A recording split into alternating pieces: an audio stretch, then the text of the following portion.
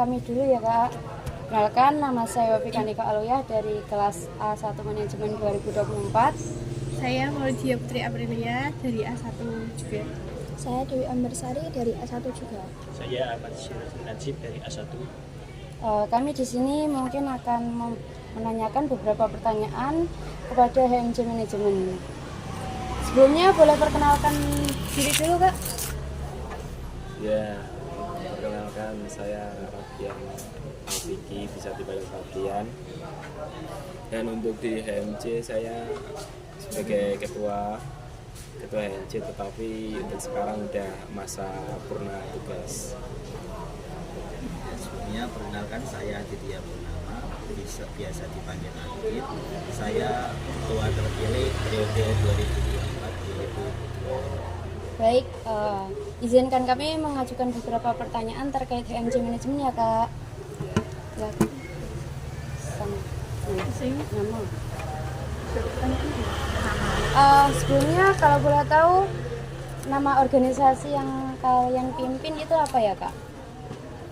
Nama organisasinya ya HMJ Manajemen, itu himpunan mahasiswa jurusan manajemen.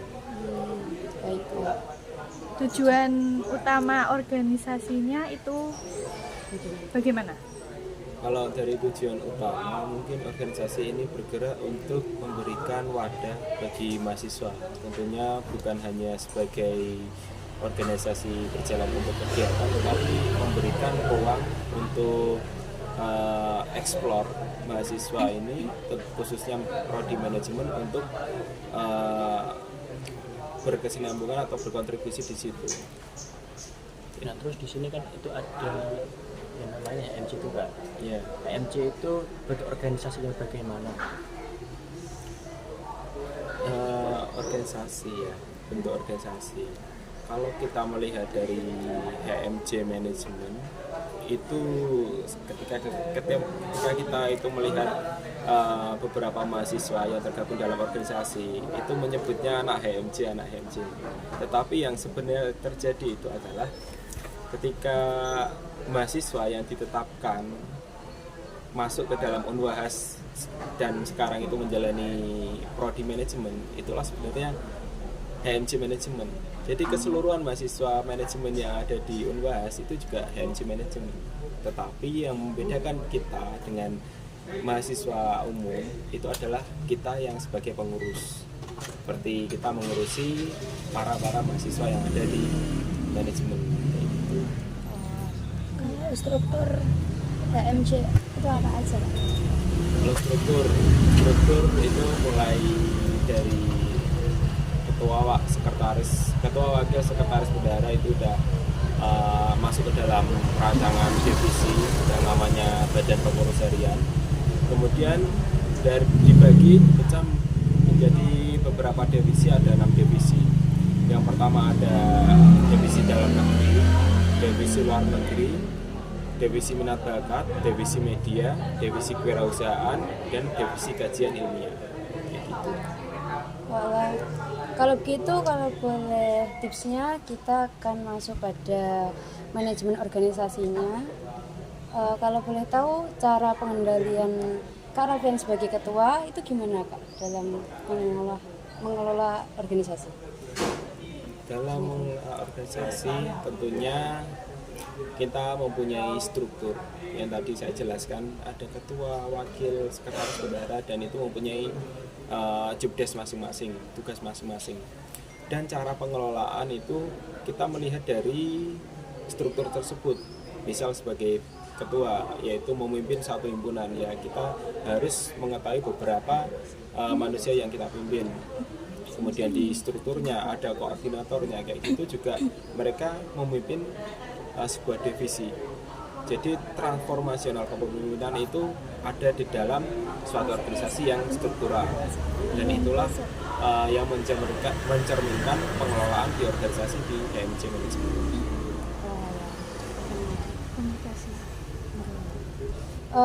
Untuk organizingnya, mungkin Kak Rafian bisa membagikan dulu gimana waktu memimpin. Organizing kayak gimana? Mungkin ada tips dan trik dalam memimpin gitu.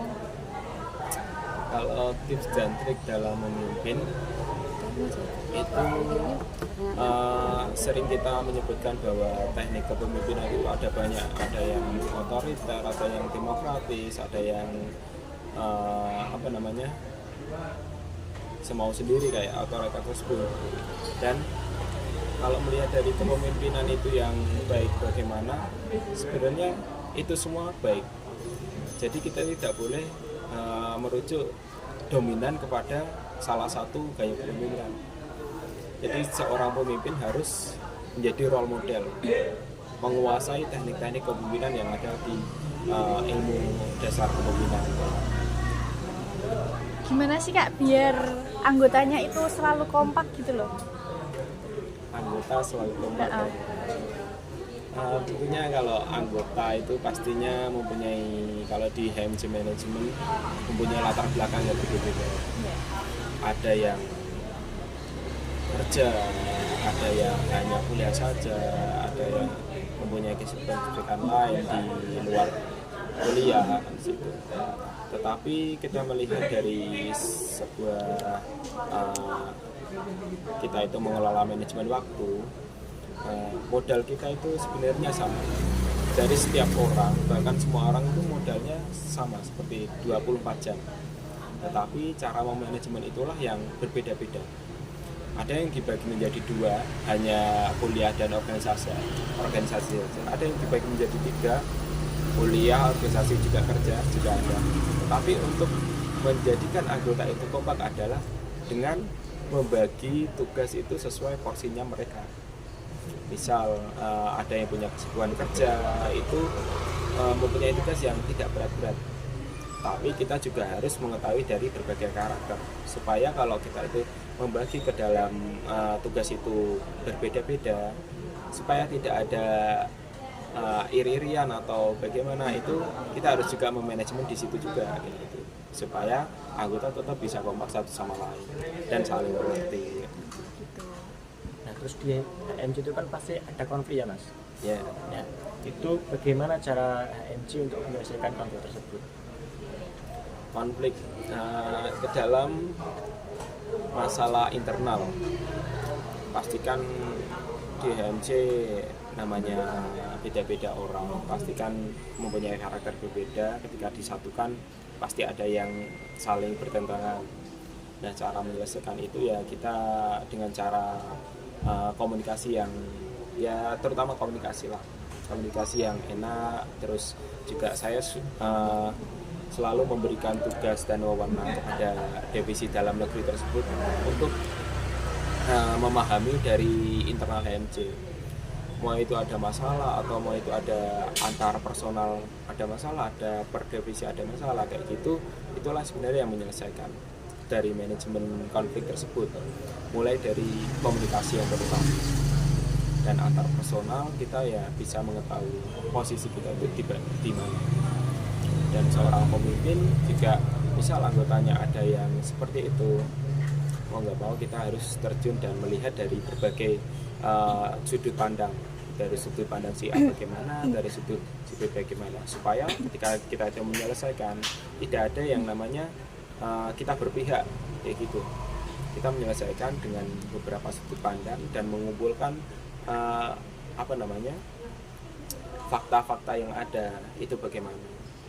Dan pengambilan keputusan di situ, kalau melihat dari sudut pandang dan kita itu sudah mengumpulkan fakta, pastinya dalam penyelesaian masalah bisa lebih termanage gitu. Apa sih Kak peluang yang dimanfaatkan organisasi agar terus berkembang? Peluang yang dimanfaatkan organisasi, ya namanya organisasi yaitu sebuah lembaga, ada namanya, ada SK-nya, surat resminya, legalitasnya. Jadi ketika kita itu bergerak itu tidak ada yang menghambat, karena kita udah dilegalitaskan oleh universitas. Jadi maupun kita bergerak di lingkungan luar, misal kita mengadakan explore di luar, kita mengadakan belajar kayak kunjungan, kita mengadakan studi banding di luar, kayak gitu tidak ada yang dipermasalahkan, karena kita sudah mempunyai surat resmi dan organisasi kita itu lembaganya juga legalitasnya juga baik. Jadi ketika kita itu berkembang di manapun pasti ada peluang, ada kesempatan kita ambil, kita tidak akan menghadapi masalah apa. Ya pastinya ada problematik sendiri, tetapi itulah yang sebenarnya membuat kita jauh lebih berkembang. Jadi kalau peluang-peluang sebenarnya banyak sekali. Kalau kita membawa nama lembaga yang ada legalitasnya itu pasti di mana-mana bisa diterima. Kayak gitu.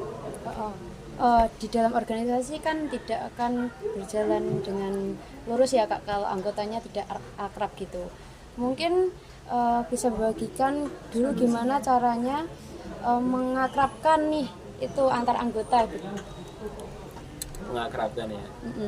Kalau mengakrabkan itu dari awal kita adakan namanya itu kegiatan makrab malam keakraban, dan itu di kegiatan kita namanya family gathering, dan itu adalah sebuah rancangan awal supaya kita itu beradaptasi dengan lingkungan. Dalam sebuah organisasi apalagi di universitas kayak gini kan pasti orang-orangnya latar belakangnya berbeda-beda, ada yang dari berbagai daerah dan di situ budayanya juga berbeda dan kita harus bisa menyelesaikan di situ. Karena itulah kita namanya belajar ilmu sosial, kita satu sama lain saling mengerti, dan cara membangun kekeluargaan di HMC itu dengan teknik kepemimpinan seperti apa, dari sikap seperti apa, dari karakter yang seperti apa, dan itu kita sama-sama berlatih dan sama-sama mengerti. Dan cara akrab ya dengan segala kegiatan dan beberapa pertemuan, dengan sendirinya kita akan akrab karena kita sering bekerja sama dalam segala perbedaan gitu. Nah di sini kan bagaimana caranya organisasi ini bisa berhasil sampai sekarang, Mas? Organisasi bisa berhasil ya. Organisasi berhasil itu kalau di dalam HMC Management itu berhasilnya itu ada banyak goalsnya sesuai apa yang kita targetkan dalam awal periode. Misal kita awal periode itu titik keberhasilannya di kegiatan juga kegiatan itu terlaksana berarti berhasil. Tetapi kalau di periode saya itu target keberhasilannya adalah di regenerasinya.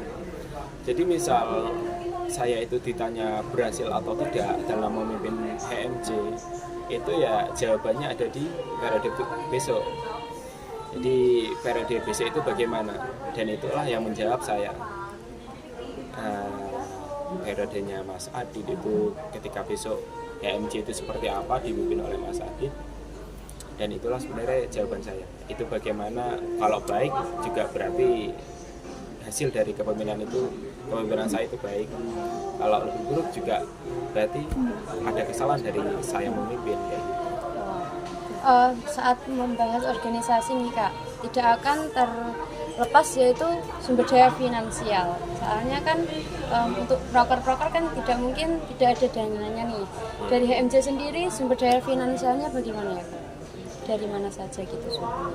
Kalau dari keuangan finansial itu kita sebenarnya udah diatur oleh universitas, dan itu kita mendapatkan pelatihan dana dari universitas itu adalah 6 juta selama 1 periode. Dan itu cara kita mendapatkan keuangan adalah dari mengajukan proposal kegiatan. Jadi kegiatan kita itu jelas, kita juga pasti akan mendapatkan uang tersebut. Tetapi kalau kita nggak ada kegiatan sama sekali, kita tidak mungkin akan dibiayai oleh universitas. Dan seperti itu kita tidak hanya kayak bahasanya itu istilahnya jaga ke keuangan di universitas ya. Kita kalau melihat dari latar belakang kita adalah Fakultas Ekonomi dan Bisnis, anak ekonomi. Nah, anak ekonomi ya harus pintar-pintar cari cuan. Nah, tadi di divisi kita ada kewirausahaan, itulah ya sering mereka selain belajar kewirausahaan dia mengimplementasikan ilmu tersebut ke dalam organisasi di divisi kewirausahaan, dan itulah memperbanyak keuangan kita. Dan di sisi lain kita juga belajar bisnis, kan kita di Fakultas Ekonomi kan, dan bisnis kita juga belajar bisnis, dan itu membuat kita dalam memperoleh keuangan tuh lebih enak gitu. Mungkin pertanyaan terakhir nih Kak, tantangan utama dalam memimpin itu bagaimana ya Kak? Tantangan utama dalam memimpin adalah kecerdasan emosional, itu yang pertama. Karena dalam memimpin itu pastinya kita harus banget memahami dari karakter dari beberapa anggota dan memahami dari beberapa di lingkungan kita, dan itu sebenarnya kalau tidak sesuai dengan yang kita harapkan, kalau kita tidak bisa mengelola emosi, pastinya itu akan gagal dalam memimpin. Dan itulah pengelolaan emosi itu bagaimana. Dan setiap orang biasanya dalam memimpin, kalau kecerdasan emosionalnya udah bagus, pasti dia akan berhasil dalam memimpin. Baik. Terima kasih Kak Raffian atas sharing-sharingnya terhadap organisasi HMJ Manajemen. Kebetulan nih kita juga bersama dengan Ketua HMJ Manajemen yang paling baru. Kak, kenalkan diri dulu. Perkenalkan, saya Ditya Purnama, biasa dipanggil Adit. Saya Ketua terpilih periode 2024-2025. Kebetulan HMJ Manajemen kan sepertinya belum mulai itu ya Kak. Nah mungkin ada beberapa hal yang akan rencana Kak Adit dalam memimpin kedepannya bagaimana ya Kak?